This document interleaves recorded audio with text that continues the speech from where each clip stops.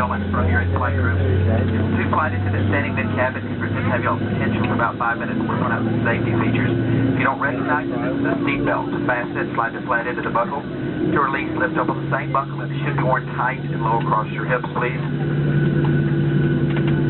This aircraft is equipped with 6 emergency exits, 2 forward exit doors, 2 removable overwing midway exits, and 2 rear exit doors. All emergency exits are clearly marked with exit signs overhead, sliding on below the aisle. If you'll take a look in the seat back pocket in front, you'll find a safety information card along with all the garbage from the last flight. Illustrated on that card shows that there's a life vest underneath your seat for your safety. Remove the vest only if told to do so. Pull the strap over the container with the pouch.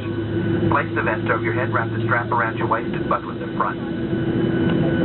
Once outside the aircraft, inflate the vest by pulling down on the red tab. To manually inflate, go to the tube at your shoulder. As an added safety precaution, your seat